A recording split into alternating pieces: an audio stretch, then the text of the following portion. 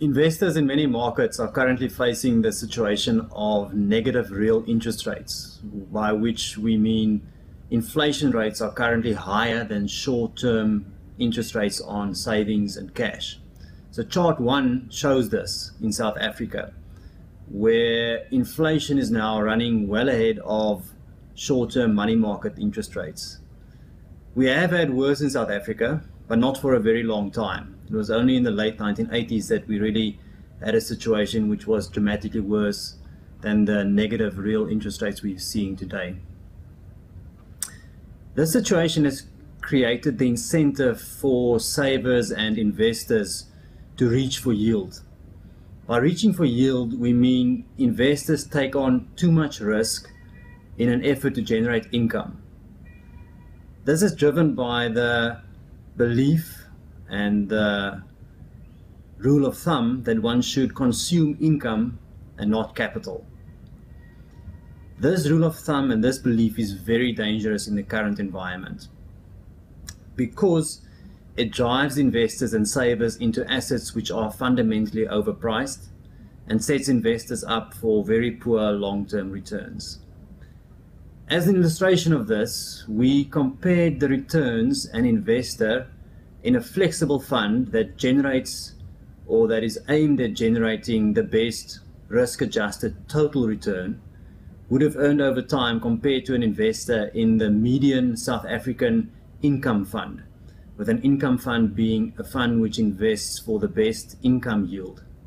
And as chart 2 shows, the total return investor has achieved dramatically better returns over time than an investor in the income fund.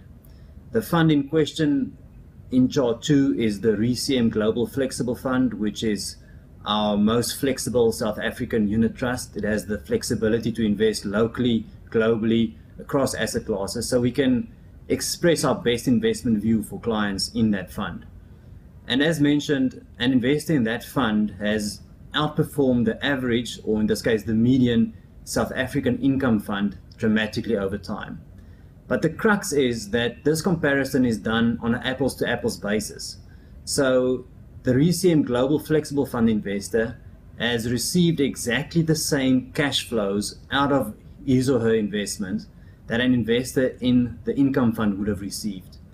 The only difference is, of course, that the income fund investor received his or her income in the form of interest payments, whereas the RCM Global Flexible Fund investor received part of his or her income in the form of interest and dividend payments, but created cash flow by selling some units in the fund over time.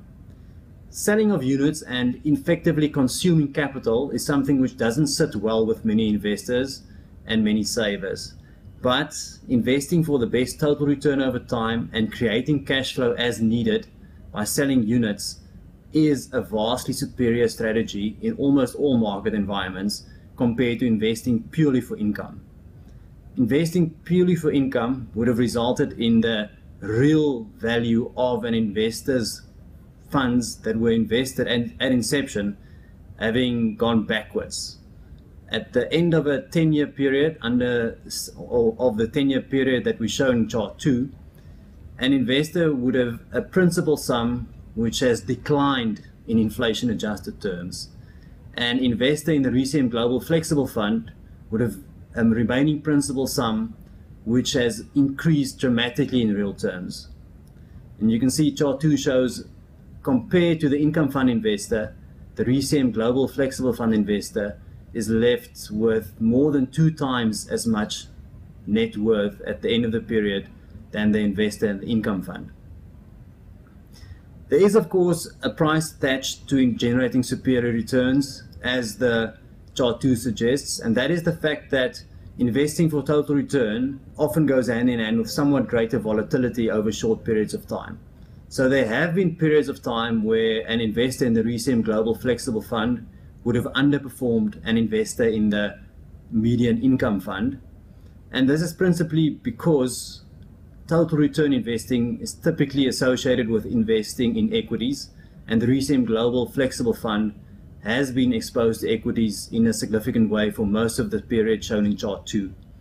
This greater volatility does create the risk that at a given point in time, an investor would not have done as well as an investor in the income fund since inception. But this risk is very small if one goes by the past decade. And chart 3 shows that in almost 80% of all rolling 1-year periods, and 1 year is a very short time frame. An investor with a 1-year time frame will typically be looking at investing in a money market fund, or maybe for that matter an income fund, as opposed to investing in equities. But as the numbers show, even over a time period as short as 1 year, an investor in the RCM Global Flexible Fund has had an 80% chance of outperforming an investor in the median income fund.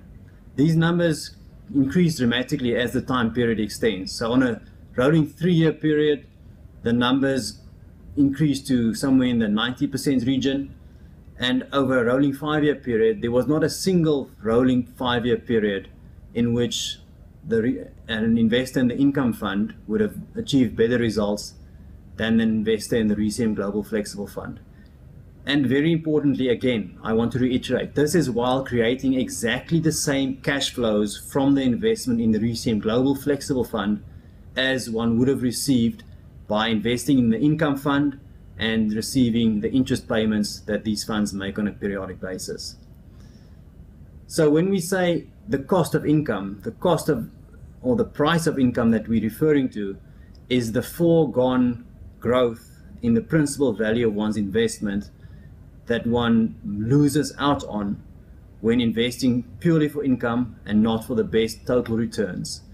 Incidentally, investing for total returns and almost creating income by selling units in a fund is a far more tax efficient way of creating income than it is to rely for income solely on interest distributions from an income fund. So chart 3 shows both pre-tax and after-tax numbers, and you can see that the after-tax numbers for the typical individual investor are even better than the pre-tax numbers because of this favorable tax treatment associated with realizing capital gains and creating cash flow from selling capital units rather than purely relying on income in the form of interest distributions for meeting cash flow needs.